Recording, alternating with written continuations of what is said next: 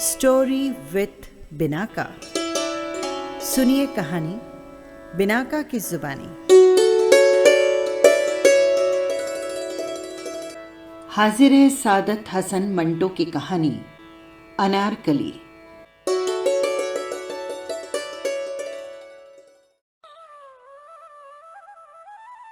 उसका नाम था सलीम, मगर उसके यार दोस्त उसे शहजादा सलीम कहते थे। गालिबन इसलिए कि उसके खदो खाल मुगलई थे, खूबसूरत था, चाल ढाल से रौनक टपकती थी। उसका बाप पीडब्ल्यूडी के दफ्तर में मुलाजिम था।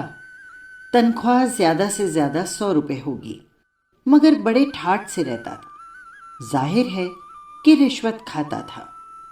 यही वजह थी कि सलीम अच्छे से अच्छा कपड़ा पहनता, जेब खर्च भी उसे काफ़ी मिलता था, इसीलिए कि वो अपने वालिदैन का इकलौता बेटा था। जब कॉलेज में था तो कई लड़कियां उस पर जान छिड़कती थी, मगर वो बेइतनाई बरतता। आखिर उसकी आंख एक शोख व शंख लड़की जिसका नाम था सीमा उससे लड़ गई। सलीम ने उससे राह और रस्म पैदा करना चाहा। उसे यकीन था कि उसकी इल्तफात हासिल कर लेगा। नहीं, वो तो समझता था कि सीमा उसके कदमों पर गिर पड़ेगी और उससे मोहब्बत की मिन्नत करने लगेगी। उसने मोहब्बत की निगाहों से सीमा को देखा। एक दिन कॉलेज में सलीम ने सीमा को पहली बार मुखातिब होकर कहा, अजी आप इतना बोझ उठाए हुए हैं, लाइए हमें दे दीजिए। हमारा तांगा बाहर मौजूद है, आपको और इस बोझ को आपके घर तक पहुंचा देगा। सीमा ने अपनी भारी भरकम किताबें बगल में दबाते हुए बड़े खुश्क लहजे से जवाब दिया, मुझे आपकी मदद की जरूरत नहीं, बहरहाल शुक्रिया अदा किए देती हूं। शहजादा सलीम को अपनी जिंदगी का सबसे बड़ा सदमा पहुंचा। चंद लम्हात के लिए वो अपनी खिफ़त मिटाता रहा। उसके बाद उसने सीमा से कहा, औरत को मर्द के सहारे की जरूरत होती है। मुझे हैरत है कि आपने मेरी पेशकश क्यों ठुकरा दी। सीमा का लहजा और ज्यादा खुश्क हो गया। औरतों को मर्द के सहारे की जरूरत होगी, मगर फिलहाल मुझे ऐसी कोई जरूरत महसूस नहीं होती। आपकी पेशकश का शुक्रिया अदा कर चुकी हूं। इससे ज्यादा आप और क्या चाहते हैं? ये कहकर सीमा चली गई। शहजादा सलीम, जो अनारकली के ख्वाब देख रहा था, आंखें झपकाता रह गया। उसने बहुत बुरी शिकस्त खाई थी। इससे पहले उसकी जिंदगी में कई लड़कियां आ चुकी थी जो उसके अब्रू के इशारे पर चलती थी, मगर ये सीमा क्या समझती है अपने आप को? इसमें कोई शक नहीं कि ये खूबसूरत है। जितनी लड़कियां अब तक मैंने देखी, उसमें सबसे ज्यादा हसीन है, मगर मुझे ठुकरा देना ये बहुत बड़ी ज्यादती है। मैं जरूर इससे बदला लूंगा, चाहे कुछ भी हो जाए। शहजादा सलीम ने उससे बदला लेने की कई स्कीमें बनाई, मगर कोई भी कारगर साबित न हुई। उसने यहां तक सोचा कि उसकी नाक काट डाले। वो ये जुर्म भी कर बैठता, मगर उसे सीमा के चेहरे पर उसकी नाक बहुत पसंद थी। कोई बड़े से बड़ा हैवान भी ऐसी नाक का तसव्वुर नहीं कर सकता था। सलीम तो अपने इरादों में कामयाब न हुआ, मगर तकदीर ने उसकी मदद की। उसकी वालिदा ने उसके लिए रिश्ता ढूंढना शुरू किया। निगाह इंतखाब आखिर सीमा पर पड़ी, जो उसकी सहेली की लड़की थी। बात पक्की हो गई, मगर सलीम ने इनकार कर दिया। इस पर उसके वालिदैन बहुत नाराज हुए। घर में 10-12 रोज तक हंगामा मचा रहा। सलीम के वालिद जरा सख्त तबीयत के थे। उन्होंने उससे कहा, देखो, तुम्हें हमारा फैसला कबूल करना होगा। सलीम हठ धर्मी था। उसने जवाब में कहा, आपका फैसला कोई हाईकोर्ट का फैसला नहीं है। फिर मैंने क्या जुर्म किया है जिसका आप मुझे फैसला सुना रहे हैं? उसके वालिदैन को यह सुनकर तैश आ गया। तुम्हारा जुर्म यह है कि तुम नाखल्फ हो, अपने वालिदैन का कहना नहीं मानते, उदूल हुक्मी करते हो। मैं तुम्हें आग कर दूंगा। सलीम का जोश ठंडा पड़ा। लेकिन अब्बा जान, मेरा निकाह मेरी मर्जी के मुताबिक होना चाहिए। अच्छा, तो बताओ क्या मर्जी है तुम्हारी? लेकिन अगर आप ठंडे दिल से सुने तो मैं अर्ज करूं। हाँ, मेरा दिल काफी ठंडा है। तुम्हें जो कहना है फौरन कह डालो। मैं ज्यादा देर तक इंतजार नहीं कर सकता। सलीम ने थोड़े रुक कर कहा, मुझे एक लड़की से मोहब्बत है। किस लड़की से? एक लड़की। कौन है वो और नाम क्या है उसका? सीमा, मेरे साथ कॉलेज में पढ़ती थी। मियां इफ्तिखार उद्दीन की लड़की तो नहीं? जी हाँ, उसका नाम सीमा इफ्तिखार है। मेरा ख्याल है वही है। उसके वालिद बेतहाशा हंसने लगे। ख्याल के बच्चे, तुम्हारी शादी उसी लड़की से करार पाई है।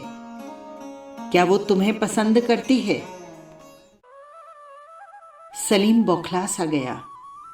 यह सिलसिला कैसे हो गया उसकी समझ में नहीं आता था। कहीं उसका बाप उससे झूठ तो नहीं बोल रहा था। सलीम से जो सवाल किया गया था उसका जवाब उसके वालिद को नहीं मिला था। चुनांचे उन्होंने कड़क कर पूछा, सलीम, मुझे बताओ, क्या सीमा तुम्हें पसंद करती है? सलीम ने कहा, जी नहीं। तुमने ये कैसे जाना?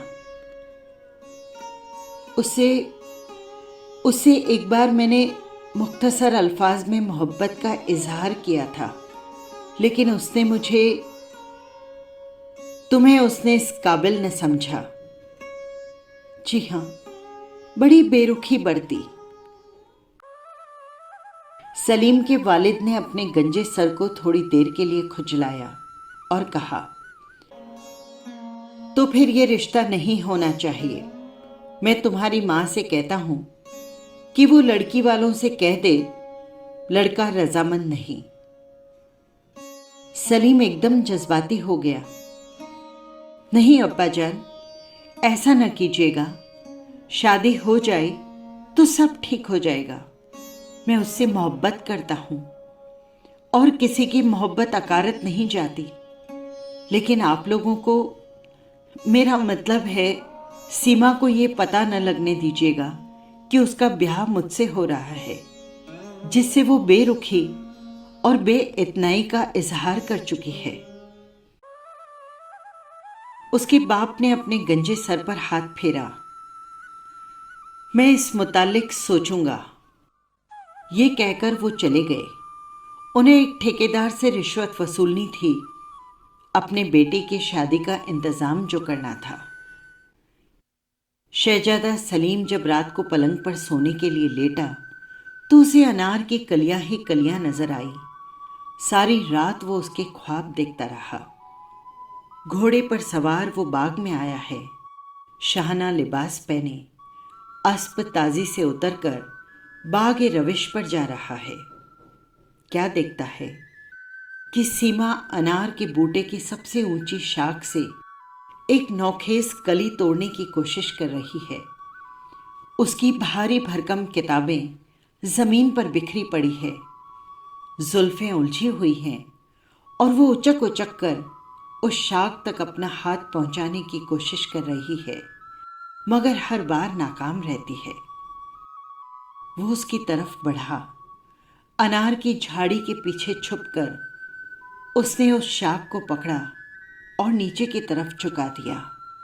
सीमा ने वो कली तोड़ ली जिसके लिए वो इतनी देर से कोशिश कर रही थी, लेकिन फौरन उसे इस बात का एहसास हुआ कि शाख नीचे कैसे झुक गई। अभी वो ये सोच ही रही थी कि शहजादा सलीम उसके पास पहुंच गया। सीमा घबरा गई, लेकिन संभल कर उसने अपनी किताबें उठाई और बगल में दबा ली। अनारकली अपने जूड़े में उड़स ली और ये खुश्क अल्फाज कहकर वहां से चली गई। आपकी इमदाद की मुझे कोई ज़रूरत नहीं, बहरहाल शुक्रिया अदा किए देती हूँ। तमाम रात वो इसी किस्म के ख्वाब देखता रहा। सीमा, उसकी भारी भरकम किताबें, अनार की कलियां और शादी की धूमधाम। शादी हो गई, लेकिन शहजादा सलीम अपनी अनारकली की झलक भी नहीं देख पाया था। वो उस लम्हे के लिए तड़प रहा था जब सीमा उसकी आगोश में होगी। वो उसके इतने प्यार लेगा कि वो तंग आकर रोना शुरू कर देगी। सलीम को रोने वाली लड़कियां बहुत पसंद थी। उसका ये फलसफा था,